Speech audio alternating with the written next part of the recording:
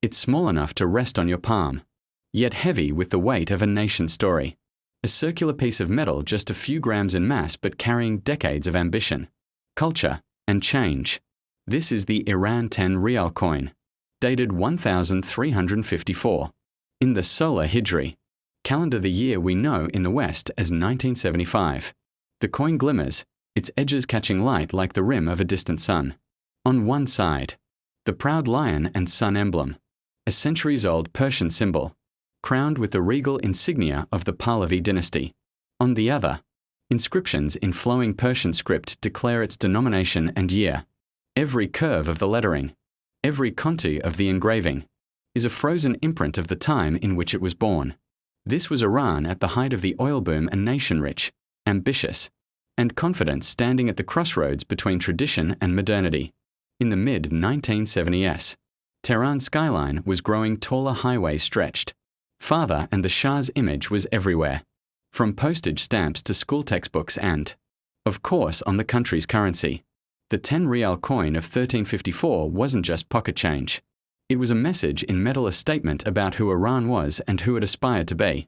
To the people who used it every day, it was practical enough to buy a loaf of bread, a bus ticket, or a cup of steaming Persian tea. But to the historian or collector, it's something much more: a political artifact, a cultural relic, and a silent witness to one of Iran's most pivotal decades. In this journey, we will travel back to the Iran of the 1970s to understand the world in which this coin was minted, the meaning of its symbols, and the life it lived in the hands of ordinary Iranians. We will explore how the events of 1354 shaped this coin's existence, and how the tides of revolution, just 4 years later, would forever change its fate. This is the story of the Iran 10 Riyal coin, 1354. The date on this coin does not read 1975. Instead, in graceful Persian numerals, it says 1354. To understand this number, we must understand time itself as the Iranians measured it. Iran follows the Solar Hijri calendar, a system far older than the Western Gregorian count. Its roots go back to the 11th century, but its cultural foundation is even older, tied to the rhythms of Persian kings, Zoroastrian tradition, and the movement of the sun. While the Gregorian year 1975 was beginning in the chill of January, Iran's year 1354 had already started months earlier, on the first day of Farvardin, aligned with the spring equinox Nowruz, the Persian New Year. But 1354 was more than just a number. It was a moment in history when Iran's national confidence was at its peak. The country was rich from oil revenues, politically stable under the Pahlavi monarchy, and rapidly modernizing. Yet, beneath the surface, forces of discontent and change were slowly gathering, forces that, within a few short years, would overturn centuries of monarchy. In that year, Iran was an assertive player on the global stage. Shah Mohammad Reza Pahlavi was strengthening alliances with Western powers, buying advanced weaponry from the United States, and hosting lavish international celebrations.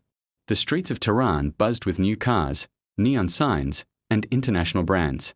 In universities, young Iranians were debating philosophy, science, and politics, some embracing the Shah's vision of modernization, others quietly resisting it. 1354 also carried symbolic weight in the Shah's own historical vision.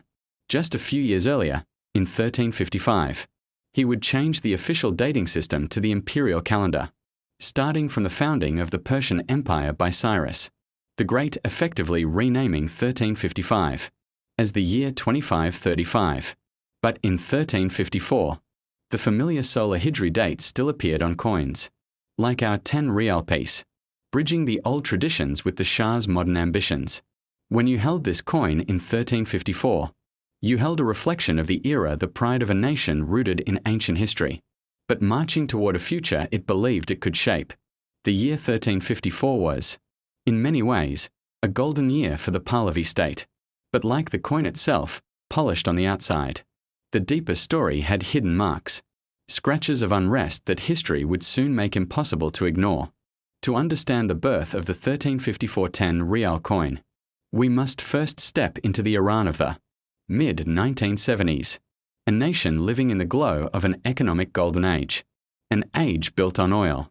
By the early 1970s, Iran had become one of the richest countries in the Middle East. The 1973 oil crisis, which sent global prices skyrocketing, had poured unprecedented wealth into the Shah's treasury. Within just 2 years, Iran's oil revenue had quadrupled, filling government coffers and transforming the nation almost overnight. The Shah's vision was bold. He called it the Great Civilization, a program to modernize Iran into a global power by the end of the 20th century. Oil wealth was the fuel, and the country's currency, including coins like our 10 Riyal, was one of the symbols of this newfound strength. Factories were being built at record speed. The Tehran skyline bristled with cranes.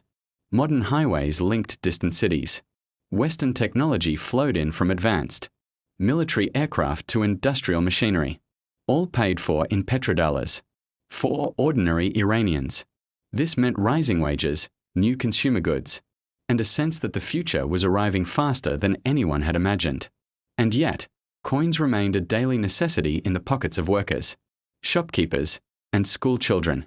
Even as banknotes grew in prominence for larger purchases, coins like the 10 Riyal had a special role. They were durable, accessible, and carried the symbolic imagery of the state into the everyday transactions of millions. The decision to mint the 1,354 10 Riyal coin wasn't purely economic. It was also political and cultural. Currency design was and still is a subtle form of nation branding. In the Pahlavi era, the motifs chosen for coins were meant to project stability, tradition, and the Shah's vision of Iran as both modern and deeply rooted in its imperial past. In this way, the coin was not just a tool of commerce. It was a message, one that passed silently from hand to hand in bazaars, bakeries, and bus stations. Every time an Iranian paid for a taxi ride or bought a pack of saffron, they were touching a piece of the state story. But there was a paradox. The same oil wealth that made the economy boom also deepened inequality. The glittering modern towers in northern Tehran contrasted sharply with the poorer neighborhoods on the city's edges and rural provinces that still lacked basic infrastructure. For many, the 10 Riyal coin represented the promise of prosperity, but for others, it was a reminder of how far they were from the wealth they saw on television. The economy of 1354 was a coin with two sides, one polished with progress, the other marked by the everyday struggles of those left behind. And just like the coin, the country's future would soon reveal the wear of time. Every coin is a miniature work of art, a blend of craftsmanship, politics, and symbolism. The Iran 10 Riyal coin of 1354 is no exception. Its design speaks a language of history and power. Obverse the lion and sun emblem. On the front of the coin, dominating the design, is the lion and sun, a centuries-old emblem of Persia. The lion stands proudly, facing right, a sword raised high in its paw. Behind it rises the sun, its rays fanning outward in an aura of strength. This emblem dates back to the 15th century, blending pre-Islamic Persian iconography with later Islamic and royal symbolism. For the Pahlavi state, the lion represented bravery and strength, while the sun symbolized light, glory, and the nation's eternal endurance.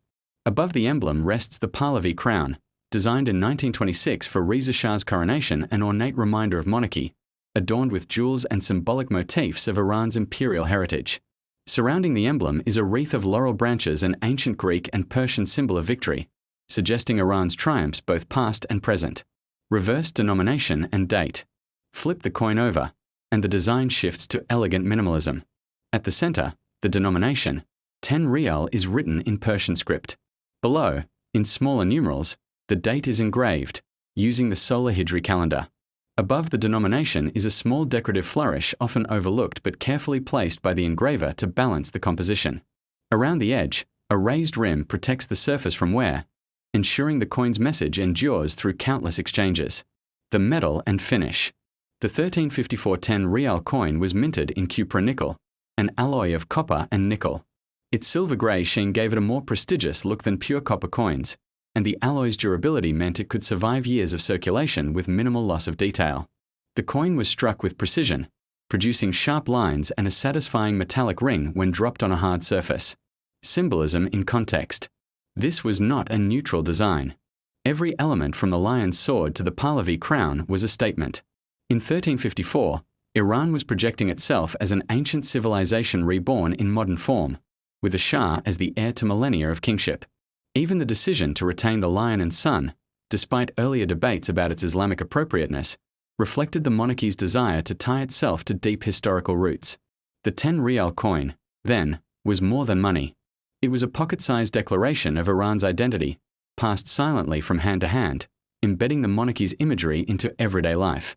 But a coin's life is not lived in display cases. It is lived in markets, in hands, in the constant motion of commerce. In 1354, this coin moved with the rhythm of Iran's daily life, and its value told its own story.